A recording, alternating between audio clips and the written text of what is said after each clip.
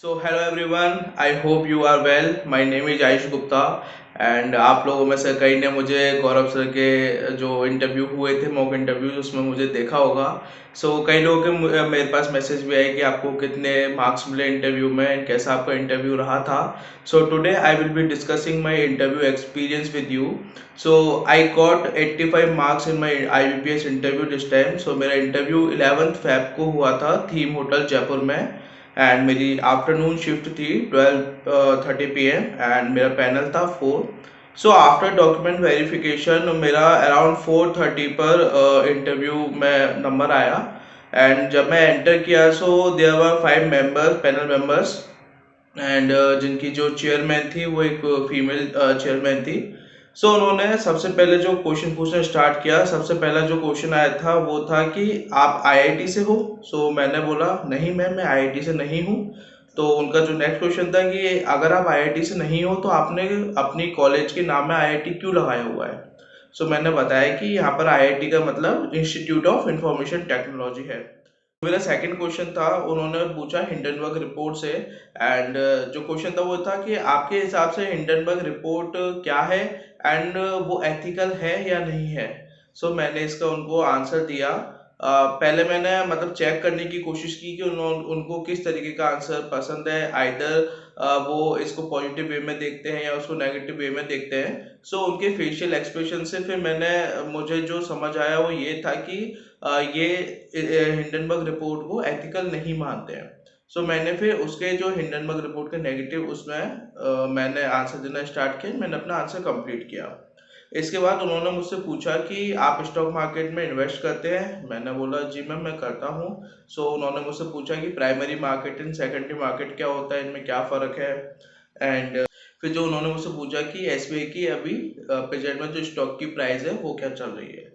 उस समय बिकॉज मैं कुछ दिन पहले ही मैंने इन्वेस्ट किए थे तो मुझे आइडिया था कि क्या अराउंड प्राइस चल रही है, तो मैंने उनको वो जो भी प्राइस थी वो बता दी। इसके बाद उन्होंने पैनल टू को, जो भी पैनल मेंबर्स थे, अनदर पैनल मेंबर्स, उनको उन्होंने फॉरवर्ड कर दिया।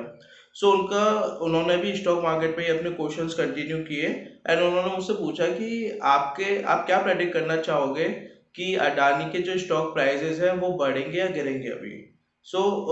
मैंने इस चीज़ का आंसर दे दिया एंड फिर उन्होंने जो नेक्स्ट क्वेश्चन था वो पूछा कि जो अडानी रिपोर्ट है जो हिंडनबर्ग ने निकाली है उस पर अडानी का क्या रेस्पॉन्स था। मैंने उनको बता दिया कि सर 400 पेज की उनकी जो रिपोर्ट आई है, उन्होंने क्या क्या चीज़ें उसमें बताई थी। थोड़ा मैंने उनको ब्रीफ में बता दिया। हाँ। जो उनका अगला क्वेश्चन उन्होंने मुझसे पूछा था वो ये था कि हम हिंडनबर्ग रिपोर्ट को इतना इम्पोर्टेंस दे रहे हैं लेकिन हम अपने लोकल न्यूज़पेपर को इतनी इम्पोर्टेंस क्यों नहीं दे रहे। मैंने इसका जवाब उनको दिया था कि जो हमारी लोकल रिपोर्ट है वो एक्चुअली इतने फैक्ट्स पर बात नहीं करती है एंड जब भी वो बात करती है पीछे क्वेश्चन मार्क लगा देती है जिससे उसकी क्रेडिबिलिटी नहीं आती, first thing. And second thing मैंने उनको बोला कि सर दूसरी चीज़ ये होती है कि घर की मुर्गी दाल बराबर होती है। तो उन्होंने जब ये मुहावरा सुना तो वो थोड़े शॉकिंग भी थे एंड थोड़े खुश भी थे क्योंकि उनके लिए भी out of the box thing थी जो मैंने उनको वहाँ बोला था। एंड पैनल मेंबर खुश हुए, उन्होंने इस चीज़ को पॉजिटिव वे में लिया एंड उन्होंने भी फिर एक ही इसी मुहावरे के ऊपर ही उन्होंने एक दूसरा बैंकिंग से रिलेटेड ही एक एग्जांपल दिया कि ये भी एक घर की मुर्गी दाल बराबर का उदाहरण हो सकता है। मैंने उनको एग्री किया। फिर उन्होंने मुझसे पूछा कि शॉर्ट सेलिंग क्या होती है। हिंडनबर्ग बेसिकली शॉर्ट सेलिंग के ऊपर ही काम करता है। मैंने उनको वो चीज़ काफ़ी अच्छे से समझा दी थी कि सर शॉर्ट सेलिंग ये चीज़ होती है, तो वो एग्री किए। उसके बाद उन्होंने मुझसे पूछा कि बॉम्बे स्टॉक एक्सचेंज या नेशनल स्टॉक एक्सचेंज ये क्या होते हैं एंड निफ्टी 50 एंड सेंसेक्स में क्या डिफरेंस होता है। तो मैंने ये भी बहुत अच्छे से बता दी थी। फिर उन्होंने मुझसे पूछा कि फॉर्च्यून 500 में क्या होता है, कौन कौन सी इंडियन कंपनीज है, दो कंपनीज के आप नाम बताइए। मुझे रिलायंस याद आ रहा था, एसबीआई याद आ रहा था, तो मैंने इन दोनों कंपनियों के नाम सर को बता दिए। उन्होंने मुझसे फिर इतने ही क्वेश्चन पूछे एंड देन उन्होंने पैनल 3 को, जो भी मेंबर्स 3 थे, उनको फॉरवर्ड कर दिया। मेंबर 3 जो सर थे उन्होंने मुझसे पूछा था कि किन किन फैक्टर्स पर आपका स्टॉक प्राइस डिपेंड करती है। मैंने उनको उस चीज़ का आंसर बता दिया। फिर उनका जो अगला क्वेश्चन था कि चलिए आपने ये चीज़ तो बता दिया लेकिन अब आप ये चीज़ बताइए कि जो बैंकिंग के जो बैंकिंग के शेयर प्राइस है वो किन किन फैक्टर्स पर डिपेंड करते हैं। सो मैंने उनको एक दो चीज़ बताई थी, जैसे प्रॉफिट कितना है, कितनी ब्रांचेस वगैरह हैं, या फिर एनपीए वगैरह बैंक कितना कर रही है, कितना उन्होंने लॉस रिकवर कर लिया है। सो ये सारी चीज़ मैंने उनको बताई, सो दे सीम्स सेटिस्फाइड। नाउ उन्होंने मुझसे जो नेक्स्ट क्वेश्चन पूछा था, वो पूछा था कि नाबार्ड के चेयरमैन कौन थे, कौन है, मतलब उस टाइम कुछ लेटेस्ट अपडेट आई थी, सो मैंने उनको वो चीज़ बता दी। फिर उन्होंने पूछा एडीआई की फुल फॉर्म क्या है, ये क्या होती है। सो मैंने ये जो भी रेगुलेटरी है इसका मैंने बहुत अच्छे से आंसर दे दिया विद फुल फॉर्म। फिर उन्होंने पूछा कि डेटा एनालिटिक्स क्या होती है एंड इसका कैसे यूज़ करते हैं, कहाँ काम आती है, तो आप वो चीज़ बताइए। तो मैंने वो चीज़ भी उनको बहुत अच्छे से समझा दी। नाउ जो नेक्स्ट क्वेश्चन था वो पैनल 4 थे, हमारे जो सर थे। ये सर मुझे जितना ध्यान आ रहा है, जो मेरा आरआरबी पीओ का इंटरव्यू हुआ था उसमें भी ये सर बैठे हुए थे। और उन्होंने मुझसे पहला क्वेश्चन जो पूछा था वो था कि व्हाट इज़ फ्रीलांसिंग। सो मैंने उनको बहुत अच्छे से फ्रीलांसिंग समझा दी थी कि सर मैं ये फ्रीलांसिंग होती है, मैं फ्रीलांसिंग में ये सब सोशल मीडिया मैनेज करता हूँ। सो दे सीम सेटिस्फाइड कि ठीक है। एंड उन्होंने पूछा कि उसमें आप क्या काम करते हो एंड कैसे आप बैंक को हेल्प कर सकते हो उस चीज़ से जो आप अभी कर रहे हो, एंड उससे आपने क्या सीखा है। सो मैंने उनको बहुत ढंग से जो मेरा काम था, जो अब तक मैंने आफ्टर ग्रेजुएशन सीखा है, वो मैंने उनको बहुत अच्छे से समझा दिया था। एंड उसके बाद उन्होंने मुझसे पूछा कि आपकी हॉबी क्या है। सो मेरी हॉबी थी diary writing, and also I am a instrumentalist. मैं तबला, ढोलक, ये जो भी परकशन इंस्ट्रूमेंट्स होते हैं मैं वो बहुत अच्छे से बजा लेता हूँ। एंड मैं आईआईटी में भी जीत कर आया हुआ हूँ। सो मैंने उनको वो चीज़ भी बताई। सो उन्होंने मुझसे इस पर क्वेश्चन पूछे कि आप डायरी राइटिंग कितना मतलब फ्रिक्वेंटली लिखते हैं। सो मैंने उनको बोला कि सर वीक में मैं एक बार लिख लेता हूँ।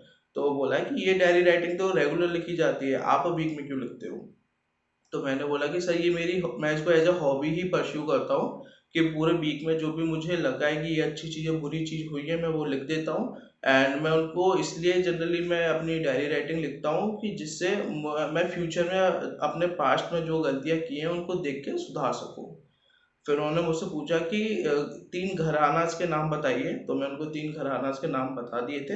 एंड वो खुश हो गए थे। उन्होंने नेक्स्ट पैनल मेंबर को फॉरवर्ड कर दिया। सो जो फिफ्थ पैनल मेंबर्स थे उन्होंने मुझसे पूछा कि बजट में क्या क्या आया है, एंड जो सप्तऋषि हैं उनमें 7 पिलर्स क्या क्या हैं। तो मैंने वो वही सब बता दिया था। उससे एक दो जिस दिन मेरा इंटरव्यू था उससे एक दो दिन पहले ही राजस्थान का बजट आया था, since I am from Rajasthan. So उन्होंने मुझसे पूछा कि आपके डिस्ट्रिक्ट के लिए क्या दिया है, नए नए कौन कौन से डिस्ट्रिक्ट बने हैं, कौन कौन सी स्कीम्स गवर्नमेंट ने लॉन्च की है। तो मैंने उनको 5-7 स्कीम्स बता दी थी, लेकिन वो मुझसे कुछ और सुनना चाह रहे थे। वो मैं नहीं समझ पाया था, तो मैंने उनको बोल दिया कि सॉरी सर, मैं थोड़ा समय चाहता हूँ। तो उन्होंने मुझसे पूछा कि समय चाहते हो या क्षमा चाहते हो। तो मैंने बोला कि सर अभी मैं समय चाहता हूँ, लेकिन अगर मुझे नहीं मैं बता पाया तो मैं क्षमा चाहूँगा। तो सारे पैनल मेंबर्स हंस गए। एंड उन्होंने फिर अगला क्वेश्चन पूछा। जो मेरा अगला क्वेश्चन था, उन्होंने पूछा कि राजस्थान के फाइनेंस मिनिस्टर कौन है। यहाँ पर जो हमारे चीफ मिनिस्टर हैं श्री अशोक गहलोत जी, वही हमारे फाइनेंस मिनिस्टर हैं। तो मैंने उनको ये चीज़ बता दी। एंड अगला क्वेश्चन उन्होंने मुझसे पूछा कि आपके फैमिली मेंबर्स में से कोई बैंकिंग सेक्टर में है। तो मैंने उनको बोला कि सर मेरे अंकल हैं, वो बैंकिंग में तो नहीं है लेकिन इंश्योरेंस सेक्टर में है। तो उन्होंने बोला ओके। फिर उन्होंने मुझसे पूछा कि मार्केटिंग क्या होती है, since I belong to marketing field and I am currently doing my job in marketing field only. So उन्होंने पूछा कि मार्केटिंग क्या होती है, क्रॉस सेलिंग अप सेलिंग क्या होती है, एंड आप कैसे मार्केटिंग करते हो। मैंने वो चीज़ बता दी। फिर उनका जो आखिरी क्वेश्चन था, उन्होंने मुझसे पूछा कि जो इलेक्ट्रॉनिक्स एंड कम्युनिकेशन इंजीनियरिंग आपने की है, ये बैंकिंग सेक्टर में कैसे हेल्प कर सकती है। मैंने इसका भी आंसर दिया कि डायरेक्टली ये बैंकिंग सेक्टर को हेल्प नहीं कर सकती, बट जो मेरा एक्सपीरियंस मैंने लिया है कॉलेज में 4 साल, वो मुझे बैंकिंग सेक्टर में बहुत काम आएगा। फॉर एग्जांपल जैसे जैसे एनालिटिकल स्किल्स होती है वो हम सीखे, प्रेशर हैंडलिंग सीखे, कम्युनिकेशन स्किल्स सीखे।